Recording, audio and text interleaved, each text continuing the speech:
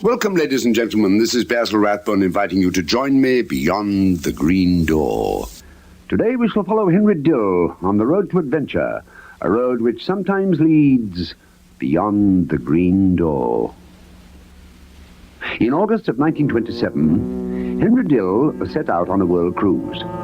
He was a romantic young man, and he hoped to find adventure in the mysterious ports of the world. But the adventures never came. Tangier was dull, Algiers was stuffy, and Malaga was a fraud. Gill found this very disappointing, and when his ship docked in Oran, he went ashore and got thoroughly drunk. He awoke in a strange hotel room with a monumental hangover. When he lifted his head, he saw a French officer sitting beside him. What's the matter? Gill asked. Did I do something wrong? Wrong, the officer said. No, you did nothing wrong, my friend. Don't you remember me? We drank together last night. Oh, yeah, of course, Gill said, though he could remember hardly anything. Ah, what a night that was, the French officer said. We sang many songs and we pledged our friendship in a dozen bottles of wine, huh? We talked and you told me of your great longing for adventure. You must have sounded very silly, Gill said. Not at all, my friend, the officer assured him. A man needs danger and risk. In the past, you have only seen the dull, civilized places. But all that is changed now. For now, my friend, I personally will send you to adventure. Oh, that's great, Gill said cautiously. Huh? Well, what sort of adventure? You will leave Oran, the officer said, and go to Sidi Bel Abbes, where the true Sahara begins. Then you will proceed southward into the desert.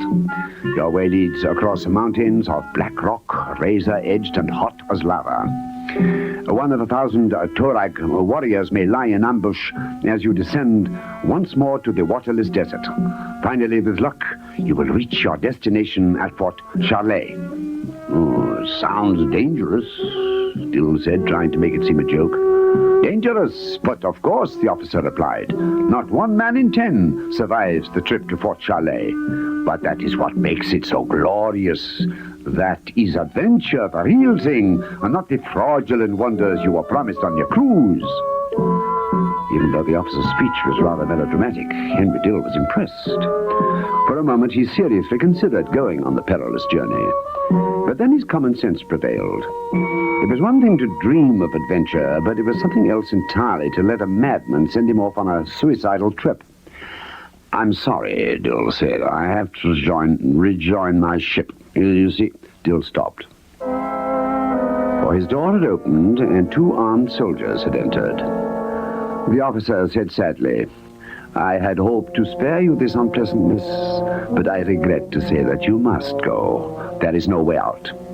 I told you that last night, when I spoke of the hardships and the dangers. I even begged you to think it over for a few days. But you insisted.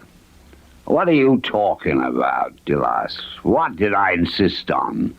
My poor friend, the officer said, you insisted right there and then on joining the French Foreign Legion. And now there is no way out. These men are your escort. They will accompany you on the journey to Fort Charlet.